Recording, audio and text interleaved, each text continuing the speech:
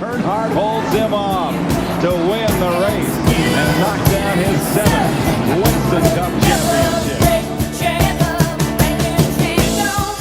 Whoa! Earnhardt. Sterling got into Earnhardt. After the accident in turn 4 at the end of the Daytona 500, we've lost Dale Earnhardt.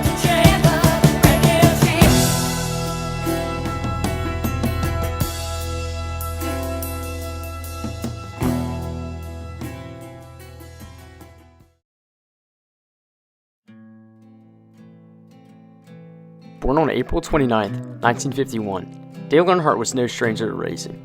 He was born into a lower-class family in Kannapolis, North Carolina. Dale's father, Ralph Earnhardt, was a worker at the local cotton mill. The job didn't pay a whole lot, yet Ralph was able to scrape enough money together and go auto racing. Within 4 years of starting his journey in auto racing, Ralph was able to make it his full-time occupation, quitting his job at the cotton mill as racing was paying the bills. The young Dale Earnhardt was enamored with not only his father's success in racing, but by racing in general. Dale fell in love with the sport and began racing himself at the age of 16. Around the same time, Dale realized that racing was his full-on passion and quickly dropped out of high school to pursue it full-time. Welcome back to what many people and drivers are saying will be the greatest Daytona 500 ever. 100 today. Well, we got a good shot at it, got a good race car. Wasn't really excited about the car yesterday afternoon, the last practice, but the car, it come around. I think it's going to be okay. We got a good engine in it, but a little wind today, a little exciting. I think it's going to be some exciting racing. Going to see something you probably hadn't ever seen on Fox. February 18th, 2001. It's the 43rd running of the Daytona 500, and as is usual, everyone is on edge. All the best NASCAR teams rolled in the previous week and started testing and qualifying their cars for a spot in the race. The Daytona 500 is the first and the biggest race of the whole NASCAR season. The 500 is seen as the most prestigious race of the whole circuit with the biggest prize pool. To win the Daytona 500 is to win all those involved in NASCAR's respect. Dale had his own team, Dale Earnhardt Incorporated, although he didn't race for himself, instead racing for Richard Childress Racing in the number 3 car. DEI had 2 cars racing in the 500, the number 15 Napa Auto Parts car driven by Michael Waltrip, and the number 8 Budweiser car driven by Dale's son, Dale Earnhardt Jr. After qualifying, Dale had gotten himself the 7th spot on the starting grid out of a field of 43 cars. The race started at 1 p.m. without issues, and the Great American Race was underway. On the final lap of the race, Dale Earnhardt was in 3rd place behind his son, Dale Earnhardt Jr., and Michael Waltrip. Waltrip was in 1st, with Dale Jr. in 2nd place. Dale Earnhardt knew how important such a coveted title was for his drivers, and was using his car as a shield, blocking the rest of the cars behind him so his drivers could get a 1st and 2nd place finish. Behind Dale was the number 40 Coors Light car, driven by Sterling Martin. Sterling had had a fast car the whole weekend at Daytona, and he knew it. After many previous failed attempts to get around Dale, in the last turn of the race, Dale was hit by Sterling Martin and forced into the wall, doing 160 miles an hour.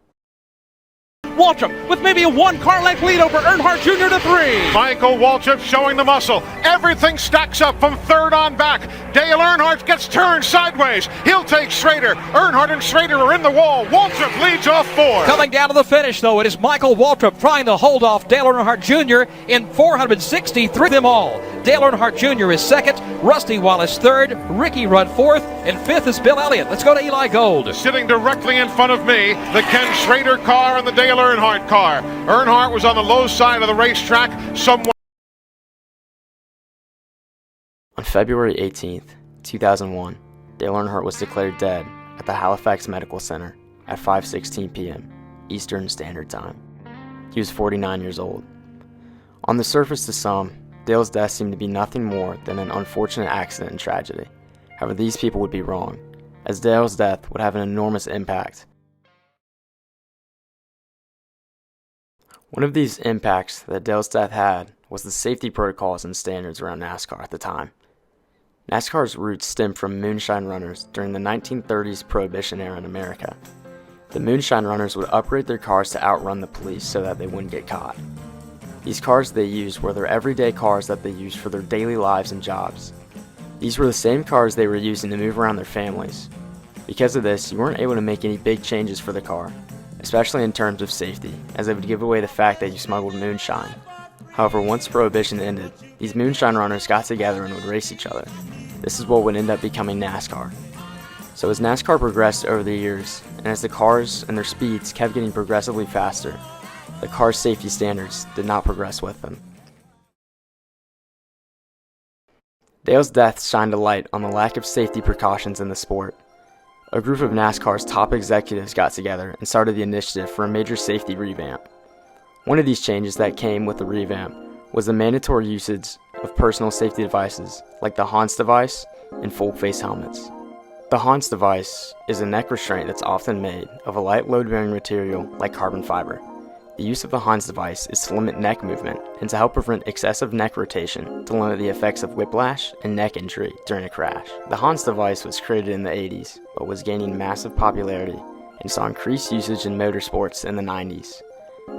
Even though the Hans device had proven it could limit injuries, Dale never chose to wear one. The same would also apply to open-face helmets. During the late 90s and early 2000s, NASCAR drivers were becoming increasingly aware of the safety benefits of using a full-face helmet after seeing crashes in different forms of racing and how well they protected the drivers. Many of these NASCAR drivers made the choice on their own to switch to a full-face helmet for better protection in the event of a crash. Dale, however, was not one of these people.